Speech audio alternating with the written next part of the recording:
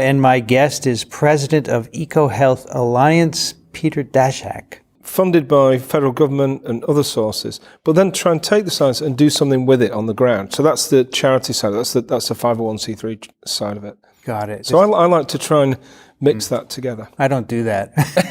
One of the reasons was a lot of the field workers were getting sick with pretty unusual diseases. So ever since I was 8 years old, I wanted to be a zoologist. I'm a reptile fan. I wanted to work on reptiles. I got hooked on seeing something for the first time and getting a result that tells you something that no one else has seen. I found that fascinating. It was okay. Nobody got sick. Not a good thing. When did you join the Alliance? 2000, 2001, something like that. So if I came to your offices, would I see offices or labs or both? You'll see offices and you'll see folks doing, economic modeling, analytics, sequence crunching. Right. The labs are all around the world. But every country we work in, we have a lab partner that's a good lab. And if there isn't a lab there, we build one or we get funding to kit it out. That's the strategy.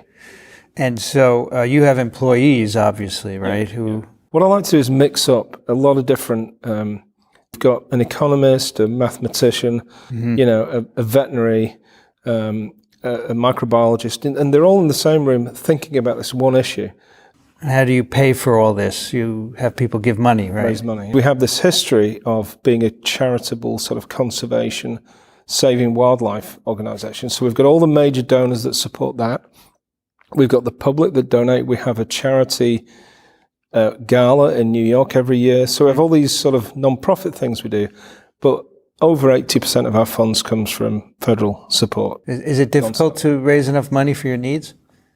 Well, it's great when you get it. I don't know what. Yeah, I mean, we get money from foundations. We get money from private sector. So one of the things we've been trying to do is we work a lot on the underlying causes of pandemics. The wildlife markets in China were never closed down because of, ethical concerns or conservation. But the minute SARS emerged, they closed them down. Right. So that's the argument we use. You said you have labs throughout the world that you work with. Are they?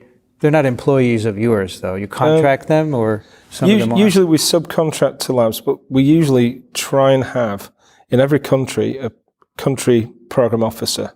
Right. Who manages the work we do in a country, sometimes regional. And we often hire technicians in labs or PhD students, to have a presence in the lab. There's more of a buy-in when you've got a person there. Okay. I have two countries that I still kind of am in charge of in the organization, China and Malaysia.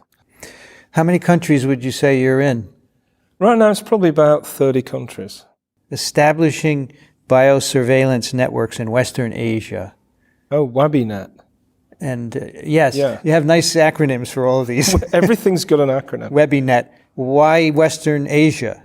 They're countries that need support, so they get a lot of US development money. Got it. They're countries at a security risk, so there's interest from DoD. And I think the funding for that comes from DTRA. Defense Threat Reduction Agency. Right. No one's really done deep surveys of bats out there and the viruses they carry. We expect they're going to carry similar viruses to Hendra, Nipah, SARS and others. So that's what we're looking at in that. So that's something you'd want to do, survey bats? Yeah. Okay. And then there's the Western Asia Bat Research Network. Okay. That's that one, right? Yeah. That's got an acronym too. WABAR, I think. And so it's also Western Asia looking for viruses in bats. So if you find virus out there, what do you do about that? You can immunize the cattle, but what about people? The ultimate bigger picture is pandemic risk and movement of the virus into, bigger areas. So, what I've found, especially in places like China, where increasingly there's a paranoia around collaboration. Science collaboration is open and transparent because of the nature of what you're trying to do. You're trying to discover stuff quickly, understand what it means, publish it in a high-impact journal, and that drives openness and transparency. A lot of health issues, a lot of disease issues have an environmental connection, a human connection, and an animal connection. We really work a lot on zoonoses now, so they're all One Health. issues. But what we do a lot of is to look at the environmental side of that, what's driving that disease to spread or spill over into people.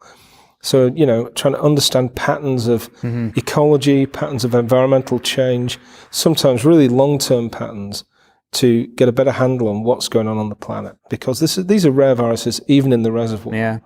To find that 1 week infection in a bat, you've got to sample thousands. So we did. Around SARS, we focused on SARS coronavirus emerged from a wildlife market and was the first pandemic of this century. So it's a big event. So we started to trace back from the wildlife market which species carried the virus that came into those markets. We found that it was bats, not civets was the original idea. Right. So then we started looking, where did they come from? And we went out to southern China and did surveillance of bats across southern China. And we've now found, after 6 or 7 years of doing this, over 100 new SARS-related coronaviruses, very close to SARS. Some of them get into human cells in the lab. Some of them can cause SARS disease in humanized mouse models and are treatable with therapeutic monoclonals, and you can't vaccinate against them with the vaccine. We're now doing surveillance. We're just beginning another 5 years of work to look at cohorts in southern China to say, well, how frequent does this spillover happen, and is it associated with disease? But if you're saying these are diverse coronaviruses and you can't vaccinate against them, there are no antivirals, what do we do? Well, so I think that coronaviruses are pretty good. I mean, you're a virologist, you know all this stuff, but you can manipulate them in the lab pretty easily. It's just spike protein drives a lot of what happens with the coronavirus, zoonotic risk. So you can get the sequence, you can build the protein, and we work with Ralph Barrick at UNC to do this. Insert it into a backbone of another virus, and do some work in the lab. So you can get more predictive when you find a sequence. You've got this diversity. Now, but let's try and insert some of these other related and get a better vaccine. And I guess also knowledge of what's there. If you see something emerging, it give it a head start on making a vaccine or a therapeutic. That's true. And better knowledge of where they are as well, so that you can put your money into these clinics that matter. And that's one of the big things that we've been trying to push, anticipating, forecasting pandemics. It doesn't mean you can stop them. That's the problem. There's a global actor like WHO or a national government can better allocate resources to the highest risk. It's pretty simple.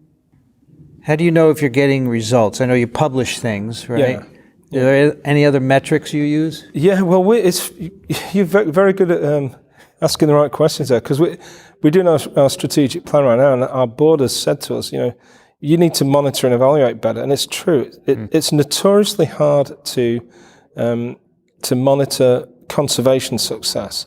And I think this is a similar problem. So you talked about these books, Living Safely with Bats. Can people get those somewhere? I think you get them on our website. Yeah, okay. Sure. Download. Take a look. Whatever language you. All right. Do bats have more viruses than other animals?